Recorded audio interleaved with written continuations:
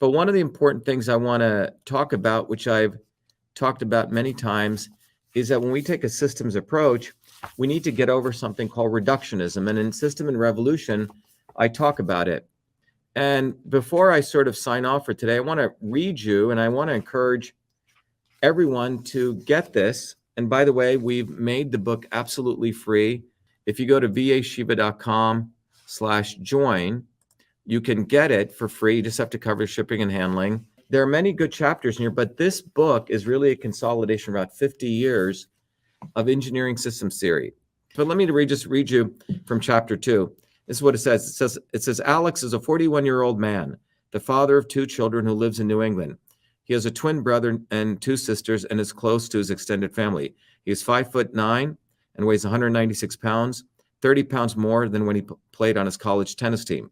Alex works in the computer industry.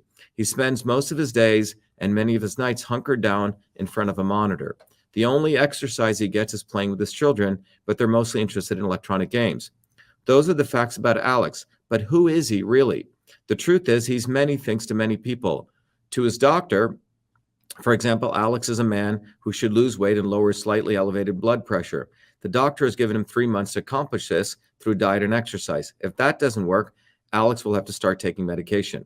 5 years ago, on his first visit to this doctor, Alex shared a memory from his teenage years. He was home from a school on a snowy day, helped his father shovel the driveway. Then his father suddenly collapsed with chest pains, and Alex called the emergency hotline 911. Sorry.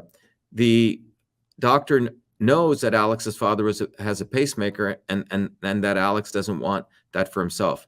The doctor also knows that Alex, who inherited his mother's fair skin, has had surgery for a patch of squamous cell skin cancer on his nose. Alex has promised his wife and his mother they will never again go fishing or do anything out in the sun without first covering himself with sunscreen. But Alex is more than a collection of symptoms he presents to his MD. To his wife, he's a loving husband who likes to bake bread and make pasta for the family. He spends too much time on his computer. Sometimes he snores at night. To his parents, Alex is a devoted son who calls regularly and is always available to help out. To his co-workers, he's a hardworking employee who has an intricate knowledge of the newest technology. To his twin brother, with whom he shares a close but sometimes competitive relationship, he's a best friend and a formidable chess opponent. To his children, he is, Daddy, play with me. I need more batteries. Will you fix this? Can we go to the park? To his dog, he's a guy who throws a ball further than anyone else. So who is Alex? There's no single answer. The dilemma of who is he, for that matter, who am I, is as old as time. An ancient parable makes this point. A group of disciples approached the Buddha with some serious questions about whether the world is finite or infinite, and whether the human soul dies or lives forever. The Buddha replied, quote, once there was an important Raja, a king, who assembled all the blind men in his kingdom in a courtyard. In the center of the courtyard was an elephant. One at a time, each of the blind men was led forward to put their hands on the elephant's body. One man touched the head, another the tusks, another the ears. And so it went, with each man feeling a different part of the elephant. After they were done, the Raja asked of each of them, what is this thing we call an elephant? The man who touched the head said, an elephant is like a pot. The man who touched the tail said, an elephant is a brush. The man who touched the tusk said, an elephant is a spear. They each described the elephant according to what they touched. The Buddha used a story to teach the impossibility of absolutes. We all view the world differently because we're all different. For a systems biologist, there is a short but complex answer to questions like who is Alex or what is an elephant? Alex is a system. By the way, those of you who are joining, this is Dr. Shiva. I took about a 8-week hiatus. I went to India, and I'm reading from the book System and Revolution, which I want to give to all of you guys for free, but I'm reading a chapter from the book. So Alex is a system, ditto the elephant. But we can't know the true nature of the system until we see it in its entirety by knowing not the parts, but the interconnections. This brings up the important concept of reductionism. So you see, reductionism, by the way, is the opposite of a systems approach, which is where those in power want us to think. They don't want us to think. And today's talk is about why we must learn to think and why it's important for our children. So this brings up the important concept of reductionism. In 1687, Isaac Newton published a great work entitled Principles of Natural Philosophy.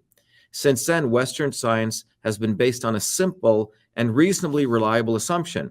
To understand something in the natural world, take it apart. Want to understand a watch? Take it apart and examine the pieces. Want to figure out why an engine runs or figure out how a human body functions? Look at the parts one at a time. If you understand the parts, you can understand the whole. It's certainly easy to understand why this approach can be so appealing.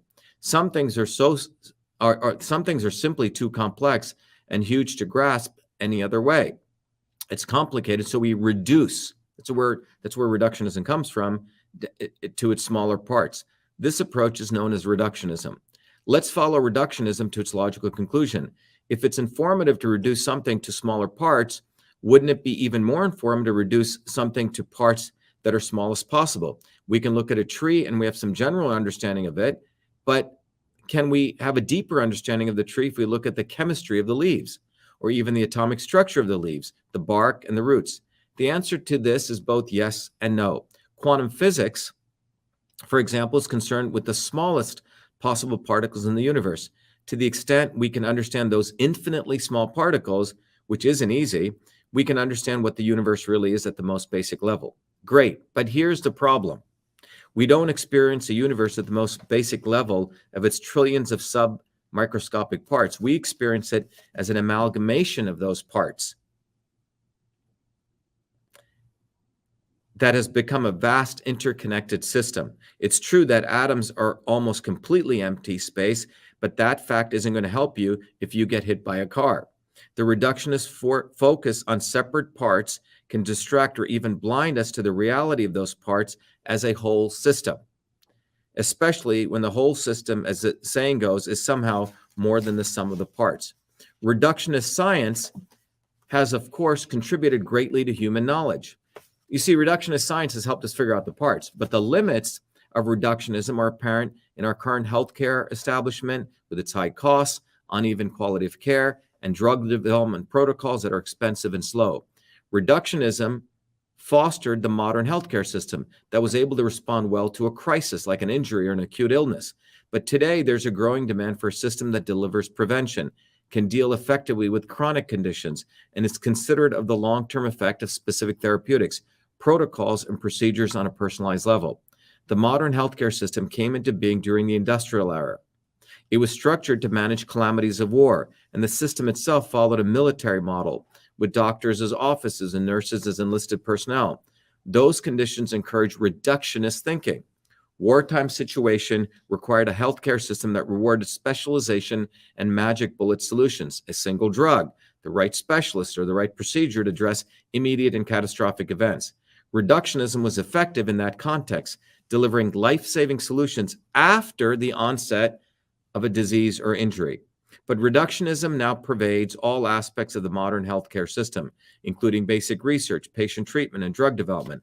We are literally using a health system designed for war and crisis to manage the day-to-day healthcare of modern life, which should be primarily based on prevention. Here's an example of this works. My friend recently visited their internist with a sinus infection.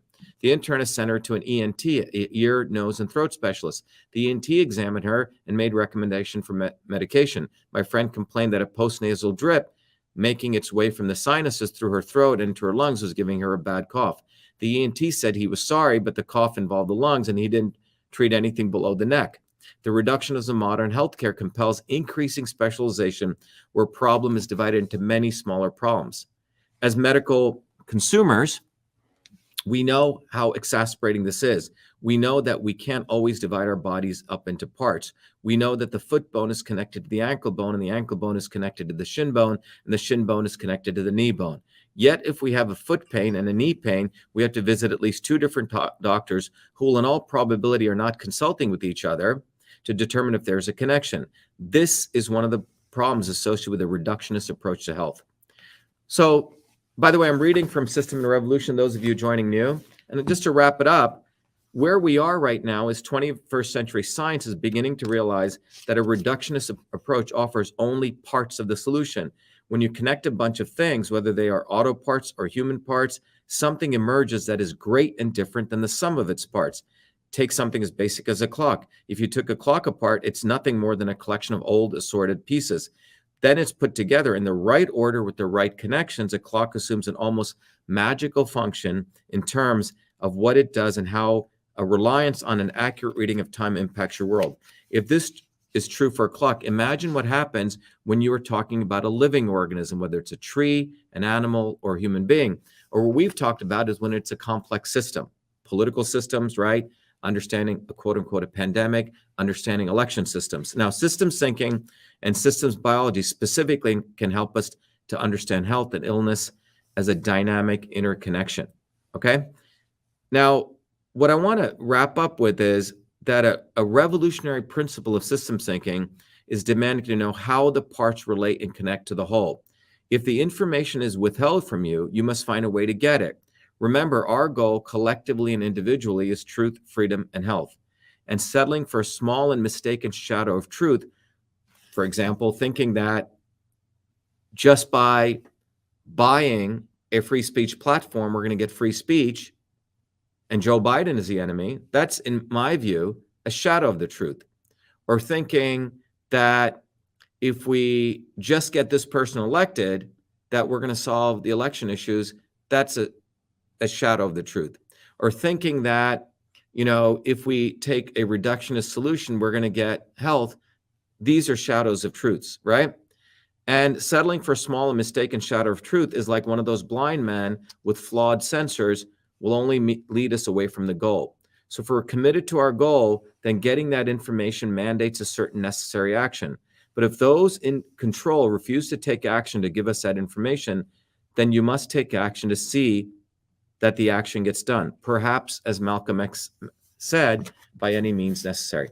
Anyway, what I want to let you know is this book, coming back from India, I realized that one of the gifts I want to do is a gift of education, because as you know, over the last several years, we've taken on big issues. Many situations I've risked my reputation, my life in other cases. And our movement in the next phase really demands that you become the change. You become the hero. And in order to do that, you're going to need the tools of systems thinking. So that's what I wanted to start off this next phase of our educational movement for truth, freedom, and health, is to compel you to get educated. If you go to vashiva.com/join, one of the things we've done is the course that we have, the Foundations of Systems, which took me many years to develop. We've offered it at biggest universities, but we've given a very large scholarship to every adult, so it's even more accessible. But more importantly, we want to make all of you literally become philanthropists. Once you take the course and you pass it, you have the right to give it to as many children as you want. So think about what I'm saying. You can give this course to as many kids as you want, the Foundations of Systems course. So I want to encourage all of you to do that and take advantage of that. When I went to India, I went back to that village where I grew up, and there's nearly 2,000 kids. And when I come back tomorrow, I'll play you some videos. We have some great video clips. People are very excited that I came back. But one of the things I did was we gave this course to all the kids at no cost. So I want you to take the Foundations of Systems course so you learn how to think, learn to think in the modern world. And then you can be a philanthropist and give this course to, you want to give it to 1 million people, give it to them. You want to give it to a local school in your area, give it to them. But the bottom line is that our movement for truth, freedom, and health has had massive impact. So much impact that we have really opened the eyes on elections in this country. We have changed the narrative on what it takes to get real health. We are really brought to the foundations of what it will take to get free speech, which is breaking this unholy alliance between government and big tech. So as we go into this next phase, I look forward to all of you being co-collaborators. We're going to have videos where we want you to participate. We're going to do lots of panels. We want to highlight some of the successes that many of our warriors and scholars are having every day, taking the course in their community. So that's where it's going to get exciting, because we're going to really refine the point here that each one of you are heroes and it's a great honor for me to be back, and I look forward to working with all of you. Thank you. Be well.